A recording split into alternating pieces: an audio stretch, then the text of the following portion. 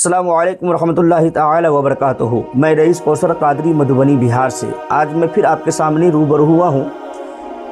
NEET परीक्षा जो 21 तारीख को जो रीपरीक्षा हुआ है उनके ताल्लुक़ से हिंदुस्तान भर के मुसलमान नहीं, हिंदुस्तान भर के गैर मुस्लिम नहीं, बल्कि पूरी दुनिया के लोगों ने इस सिस्टम का दूसरा चेहरा भी देखा है, दूसरा रुख भी देखा है, जो वाकई इस सिस्टम पर थूकने को दिल चाहता है।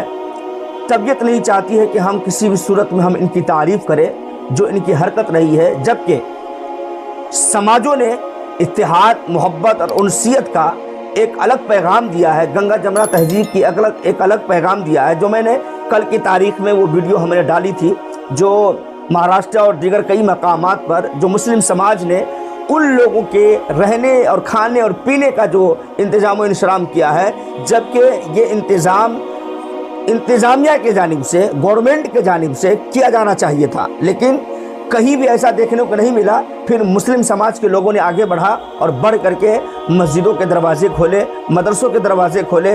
इंतज़ामिया ने अपनी जानिब से, अपनी पॉकेट के खर्च से लोगों को खाने पीने का इंतज़ाम किया, पानी पीने का इंतज़ाम किया, जूस का इंतज़ाम किया, जबकि ये सिस्टम को करनी चाहिए थी। लेकिन सिस्टम से ये नहीं हो सकता है। सिस्टम हमेशा मजलूमों को सताने का काम करती है, उसको दुख और तकलीफ पहुँचाने का काम करती है। मेरे अजीज़ों, आज इस सिस्टम ने रीपरीक्षा के नाम पर आज हमारे बच्चों के साथ, आज हमारे स्टूडेंट्स के साथ जिस तरह खिलवाड़ करते हुए नज़र आ रहे हैं, जिस कदर आज इनकी ज़िंदगियों को तोड़ते और मरोड़ते हुए नज़र आ रहे हैं, यकीनन ये कहीं ना कहीं हमारी ये सिस्टम चाहती है कि हिंदुस्तान के लोग, चाहे वो सिर्फ इनका टारगेट मुसलमान नहीं है, याद रखना इस बात को, इस जोम में मत रहिएगा आप कि इस सिस्टम का दुश्मन और हासिद सिर्फ मुसलमान है, नहीं, बल्कि हिंदुस्तान के तमाम समाज के तमाम लोग हैं, तमाम स्टूडेंट्स हैं, तमाम छात्रा और छात्राएं हैं, जिनकी ज़िंदगियों से खेलना चाहती है और ये चाहती है कि किसी तरीके से हिंदुस्तान के लोग पढ़ाई न कर सके, ताकि ये पढ़ लेंगे तो फिर हमसे ये सवाल करेंगे, सिस्टम से ये सवाल करेंगे। लिहाजा दुनिया ने तस्वीर का दूसरा रुख भी देखा है। आइए हम आपके सामने वो रुख मैं आपको रखता हूँ और आप खुद फैसला लें, क्या इस तरह की रवैया, क्या इन सिस्टमों के ज़रिए से जो किए जा रहे हैं, क्या ये सही है या गलत है।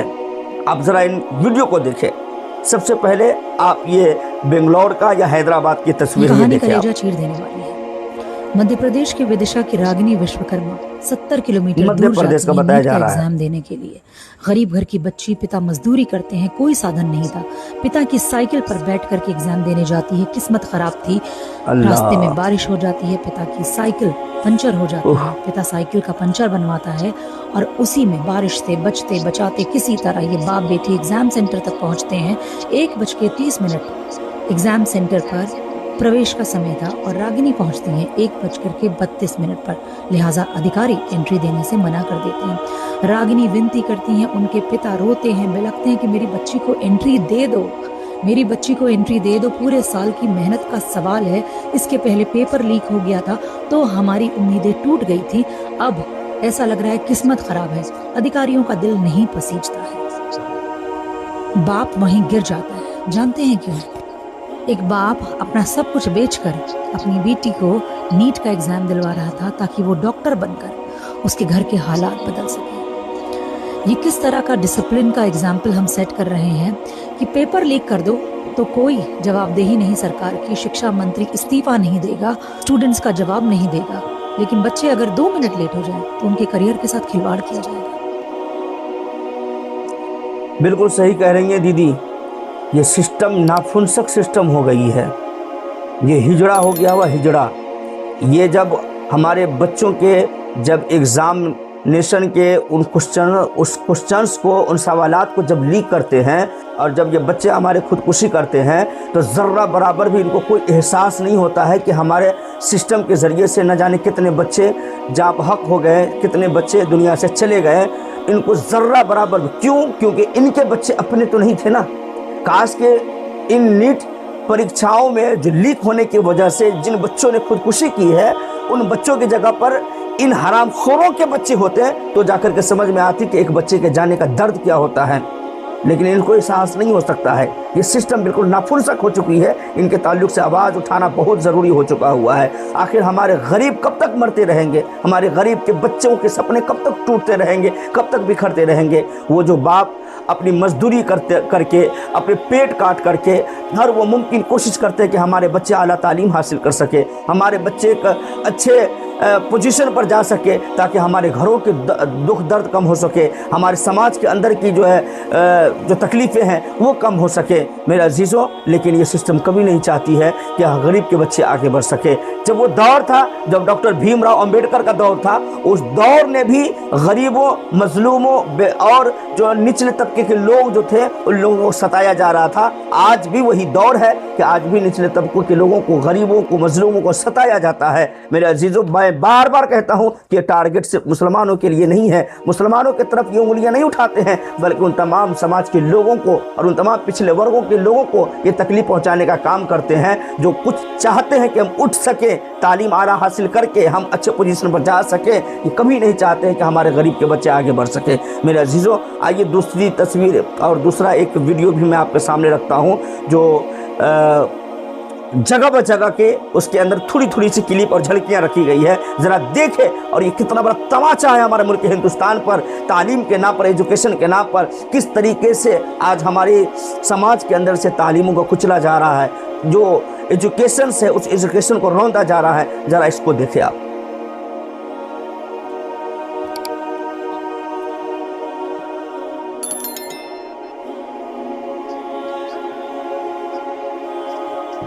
कर्ण की गागर का खेल कैसा, ये पाप धूले पश्चाताप ना धूले।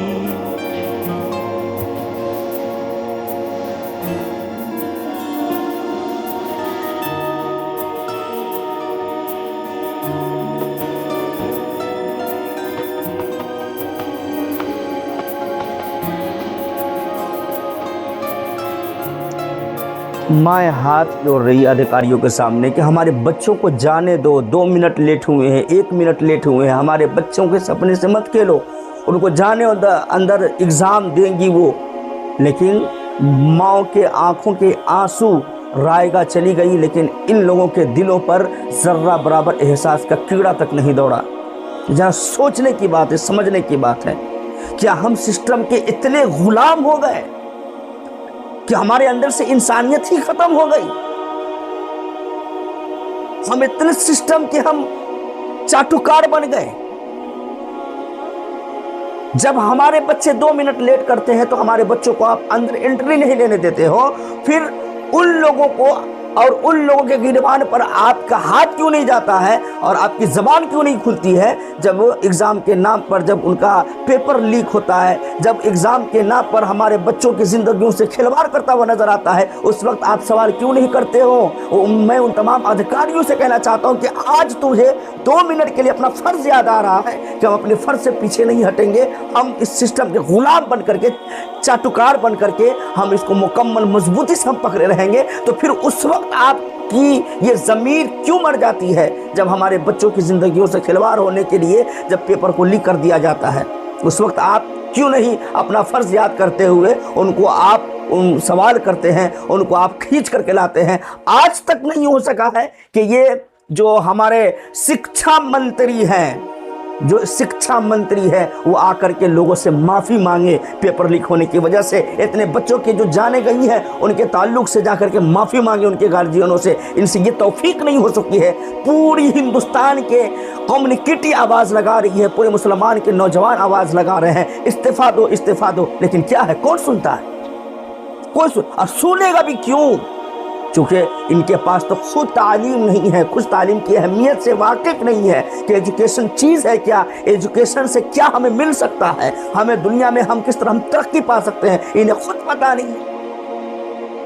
ये तो चाटुकारिता की बुनियाद पर, तलवे चाटने की बुनियाद पर इसको पद मिल गया हुआ है, पोजीशन मिल गई हुई है, जिसकी वजह से ये राज कर रहा है। लेकिन कब तक राज करोगे? एक न एक दिन पाप का घड़ा फटेगा, और जब फटेगा ना तो यकीन मानो कि एक पाँव रखने की जगह तुझे नसीब नहीं होगी।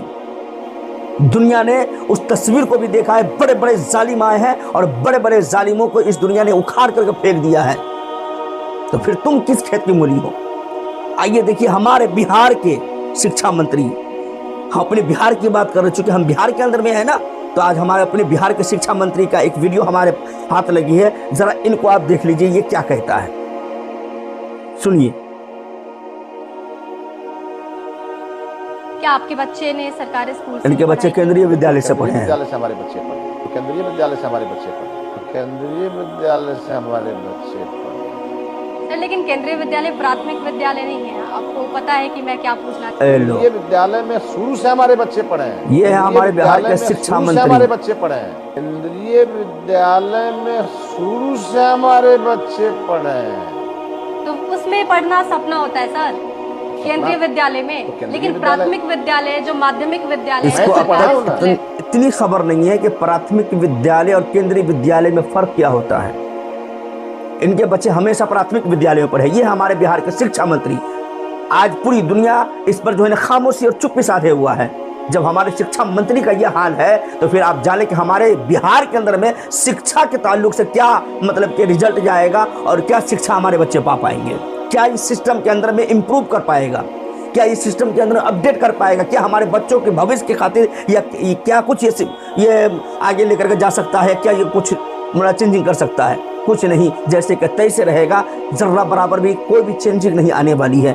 जब तक हमारे इन बड़े बड़े पोजीशनों पर जब ऐसे ऐसे जाहिल मंत्री और जाहिल लोग जब बैठे रहेंगे। मैं पूछना ये चाहता हूं कि जब हम इंतखाब करते हैं किसी भी इंसानों को अपने ताल्लुक से, तो फिर हम अच्छे मंत्रियों को हम क्यों नहीं लाने की कोशिश करते हैं?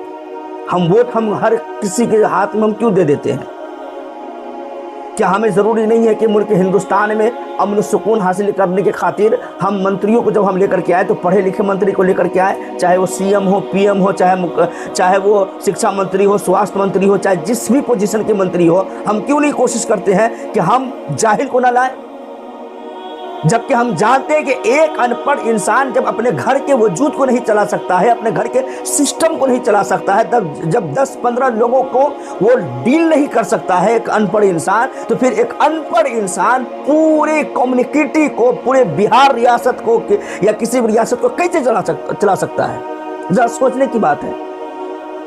और हम और आप कोई भी केंद्र से जो है ना किसी को भी घोषणा कर दिया जाता है कि इसको भाई स्वास्थ्य मंत्री बनाया जाएगा, इसको शिक्षा मंत्री बनाया जाएगा, हम आराम से कबूल कर लेते हैं। हम जर्रा बराबर भी नहीं सोचते हैं कि हमारे बच्चों के भविष्य के लिए ये शिक्षा मंत्री के नाम पर ये बेहतर होगा कि नहीं होगा, स्वास्थ्य मंत्री के नाम पर ये बेहतर होगा कि नहीं होगा, एग्रीकल्चर के मंत्री के नाम पर ये बेहतर होगा कि नहीं होगा। हम जरा बराबर भी नहीं सोचते हैं।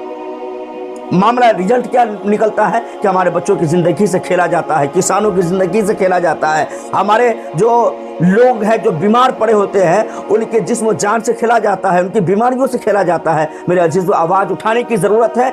ऐसे चाटुकार और ऐसे जो कम पढ़े लिखे लोग जो मंत्री के पद पर बैठे हुए हैं, इनको उखाड़ करके फेंकने की ज़रूरत है और एक अच्छे इनकलाब लाने की ज़रूरत है। मेरे अजीज़ों, जब तक ये नहीं करोगे तब तक हमारे देश के हालात नहीं बदल सकते हैं। देश के हालात को बदलने के लिए अपनी आवाज़ को बुलंद करो ताकि हमारे देश के अंदर में अमन सुकून आ सके, हमारे देश के अंदर में एक अच्छा अपडेट मिल सके। कि मेरे अजीज़ों, अगर ये नहीं करेंगे तो फिर हम गुलाम बन करके रह जाएंगे। कल भी हम गुलाम थे, आज भी हम गुलाम हैं। ये और बात है, कल अंग्रेज़ों के गुलाम थे, आज हम ऐसे नाफुनसक सहन वाले, सोच और फिक्र वाले लोगों के गुलाम बन चुके हुए हैं। मेरे अजीज़ों, हमें गुलामी करने की आदत पड़ गई हुई है। यही वजह है कि हम आवाज़ नहीं उठा पाते हैं।